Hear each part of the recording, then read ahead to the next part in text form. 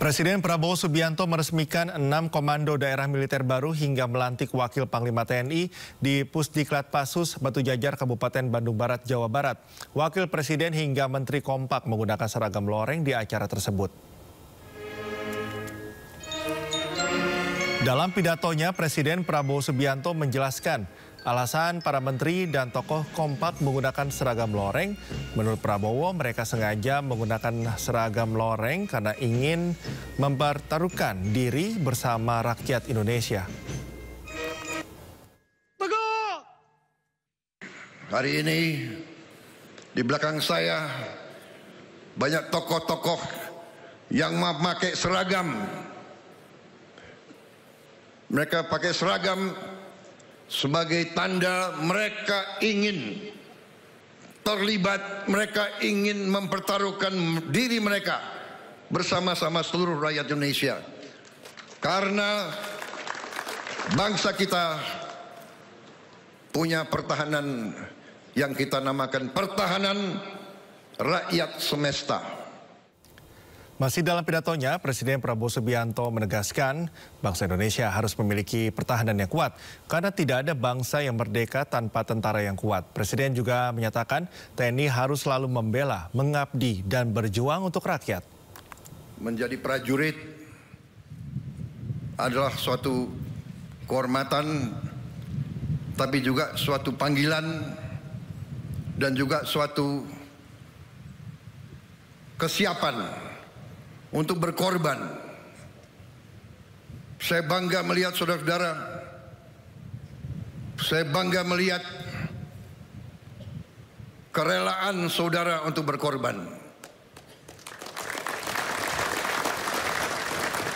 Saudara-saudara sekalian, bangsa kita adalah bangsa yang besar, bangsa kita bangsa yang kaya, tapi bangsa kita, Nusantara kita ratusan tahun diganggu, ratusan tahun diinvasi, ratusan tahun dijajah.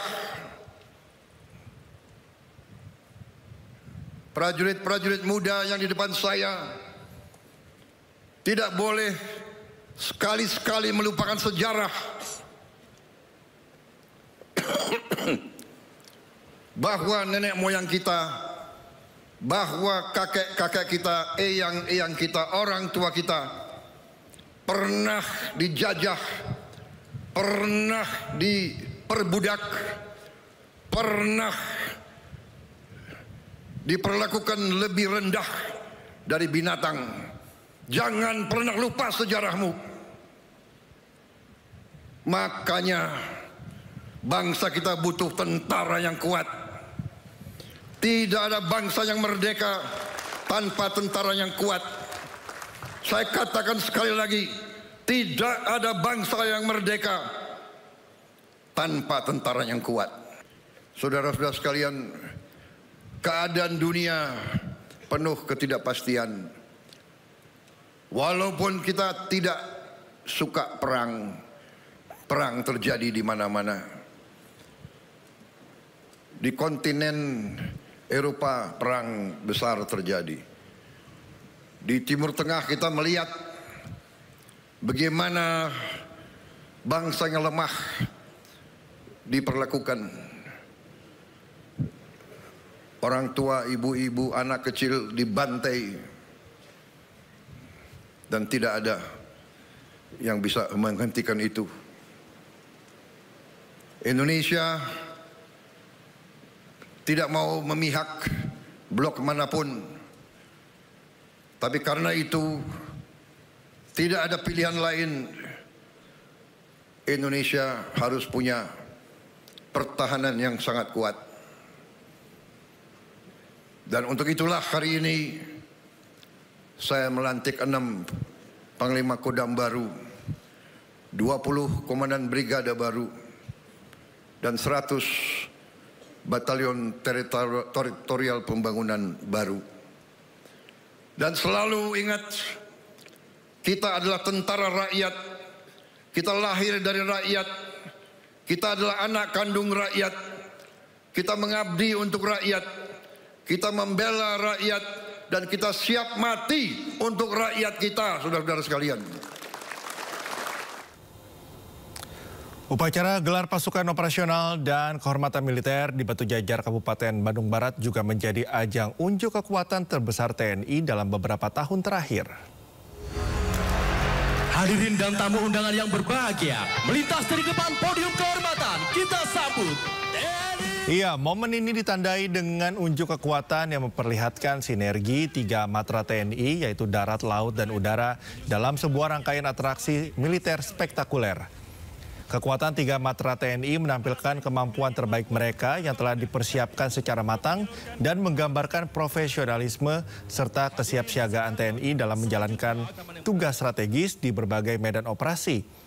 Atraksi gabungan kemampuan tempur TNI di darat, laut, dan udara yang dipertunjukkan antara lain fly past pesawat tempur, serbuan regu komando, terjun operasi khusus, tembak berhadapan, serbuan gedung, terjun satwa, hingga operasi darat gabungan.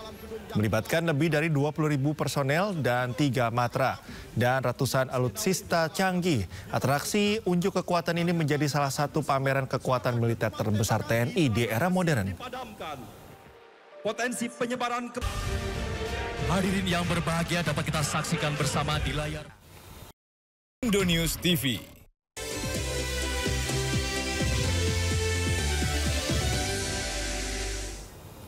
Terima kasih Anda masih bersama kami di Sindo Today. Pemirsa, lebih dari 100 hektar hutan dan lahan di Kecamatan Mantangai, Kabupaten Kapuas, Kalimantan Tengah hangus terbakar. Upaya pemadaman dilakukan oleh tim penanggulangan karhutla dengan metode water bombing milik BNPB.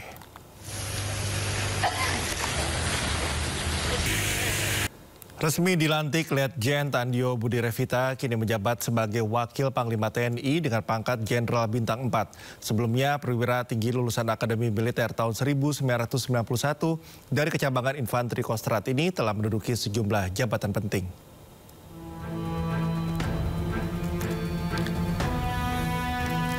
Pria kelahiran Surakarta 21 Februari 1969 sebelumnya pernah menjabat sebagai Dira Komhan Ditjen Strahan Kementerian Pertahanan tahun 2019 hingga 2021. Pada tahun 2021 hingga 2023, Tandio menjabat sebagai Kepala Badan Pendidikan dan Pelatihan Kementerian Pertahanan.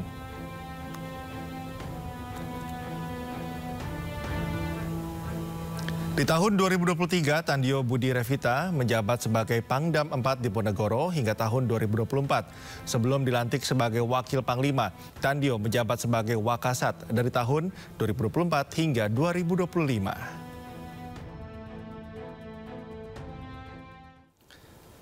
Presiden Prabowo Subianto juga meresmikan 6 komando daerah militer baru dalam upacara gelar pasukan operasional dan kehormatan militer di Pusdiklat Pasus, Batu Jajar, Bandung Barat.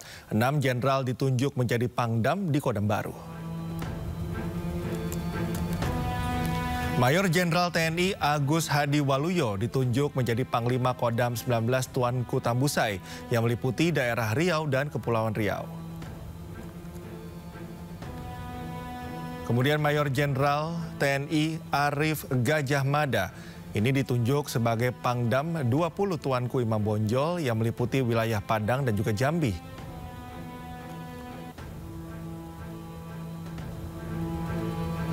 Mayor Jenderal TNI Kristome Sianturi ditunjuk sebagai Pangdam 21 Radin Inten yang meliputi wilayah Lampung dan Bengkulu.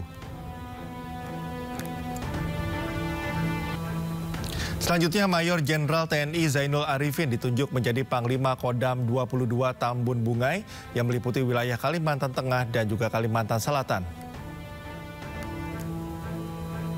Mayor Jenderal TNI Jonathan Binsar Parluhutan Sianipar ditunjuk sebagai Pangdam 23 Palakawira yang meliputi wilayah Sulawesi Tengah dan Sulawesi Barat. Dan pemirsa, Mayor Jenderal TNI Luki Avianto ditunjuk sebagai Panglima Kodam 24 Mandala yang berpusat di Merauke dan Papua Selatan. Konstruksi kami sama seperti bangsa kami diminta dinas sosial untuk membangun sekolah-sekolah rakyat, kami segera tukang. Lokasi, apa isinya, bentuknya seperti apa, semua akan ditentukan oleh Badan Gizi Nasional. Kita hanya membantu Badan Gizi Nasional kali ini agar proses yang cepat. Kepala Badan Gizi Nasional optimis tidak akan ada korupsi dalam program Makan Bergizi Gratis atau MBG.